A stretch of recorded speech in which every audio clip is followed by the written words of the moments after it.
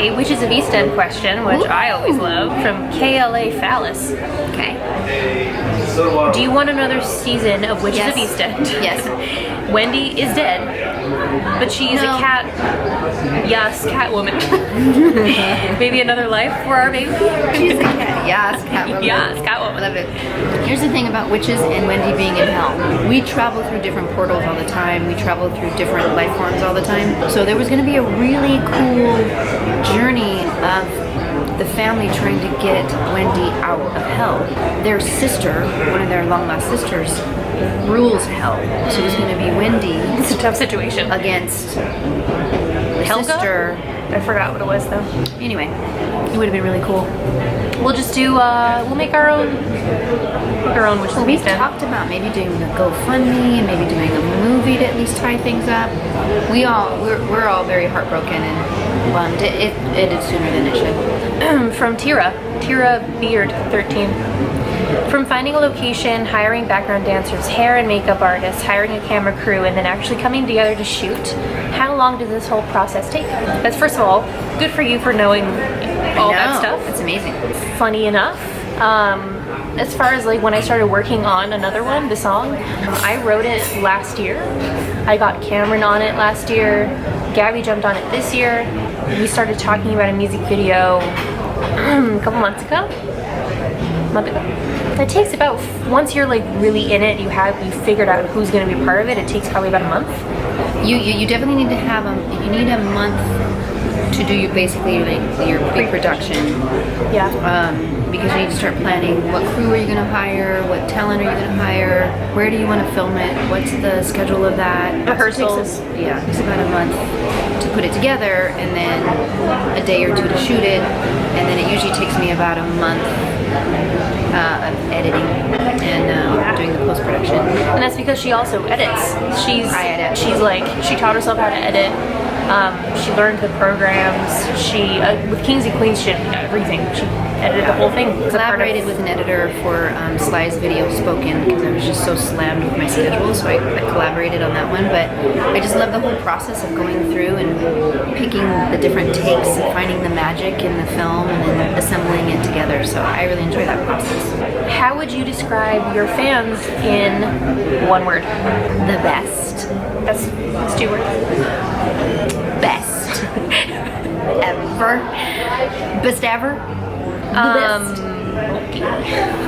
I would say positive. I think that's nice. Yeah, I think, especially considering you have 1 million followers now. Woo woo, million. She's too good for us now. But just the fact that it's just always positive on all kinds of social media, and I know that's not always the case for people, so it's just positive. It's awesome. Yeah, everybody seems to meet each other on social media, and you all become friends, and you find things in common. It's really fun to watch. Yeah. What do you love most about each other? You go first again. I gave birth to my hero. I'm serious. You're an exceptional woman and human being, and I'm just glad that you picked me to be your mom. So cute. My favorite thing about my mom is her long eyelashes. She actually trims them. And also that she's my hero too. So boring. Oh my God. She trims her eyelashes. It's a gift from God. Well, they hit my glasses. Yeah, it's tough. It's so hard. God. From Machen is Queen. Yeah. Holler at you. Good for you. Love your hashtag. What helped your family through You mean Sly? Sly. Through Sly's mental health. Probably spelled correct on your phone. Yeah, it's no problem. What helped your family through Sly's mental health? Well, I have to say, I had worked with an actress named Mariel Hemingway, which you all should know, and if you don't, you need to go look it up, because she's a family member of Ernest Hemingway, which you've all read.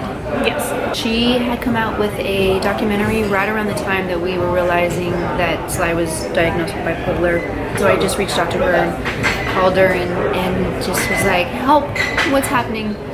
And she just had such great advice and really put just the illness itself into perspective. It was a huge, huge help. So that's what's driven me to be an advocate, is maybe there's something that I say or that I share that will help somebody else, you know, and it's just I think a communication of people being open and talking about it is what's going to help with these illnesses and people that are lost in them and families that don't understand them. So I would say it was talking with people and sharing with people is what helped.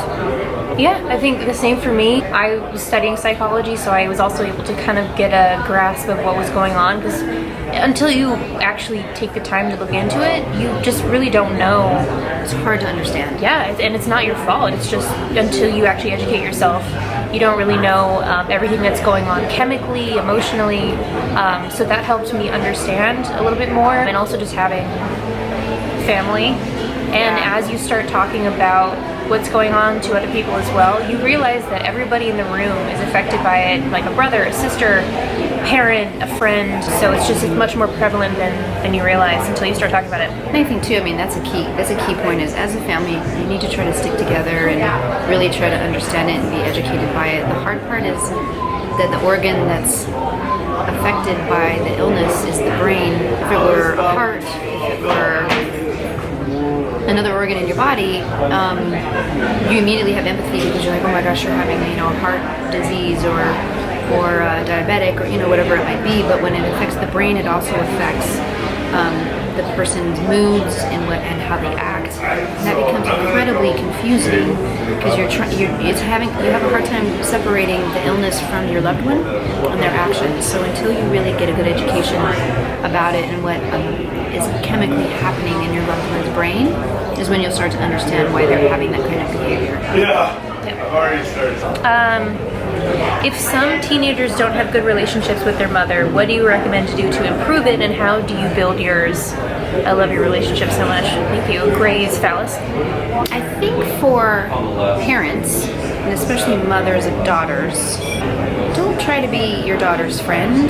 They don't need you to be their friend. They need you to be their mother, and they're the person who guides them. And we're here to teach our children as much as we can to prepare them for their adulthood.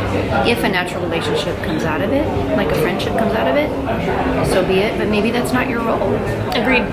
Because throughout the teenage years, you guys didn't see the teenage years. I'm getting a weird light. Yeah, so right. It's happening.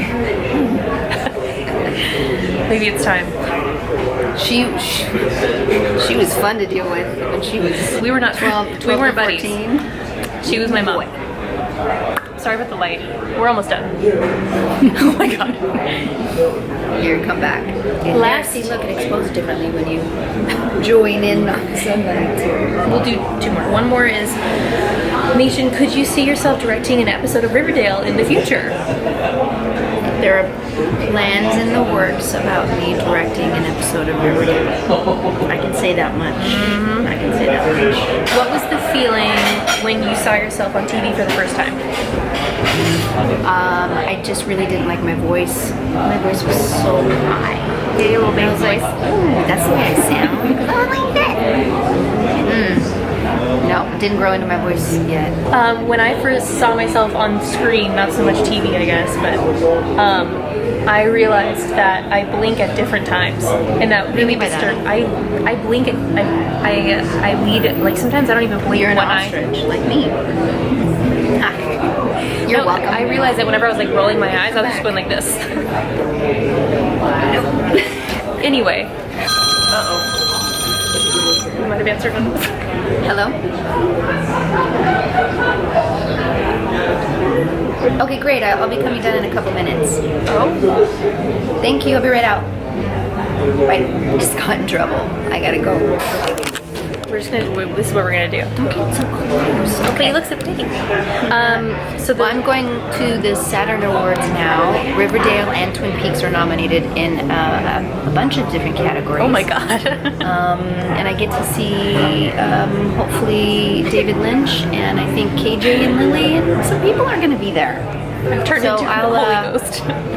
I'll share some behind the scenes pictures and whatnot from the festivities. Okay, I think it's time to sign off. Thank you so much. Bye. Wow. Yeah, it's not. This is not working out whatsoever. It's Now our look at time to me. go. Bye. Watch. Sign up for her vlog. Oh yeah, subscribe. We're gonna do more stuff with more people. Goodbye. I can't turn it off.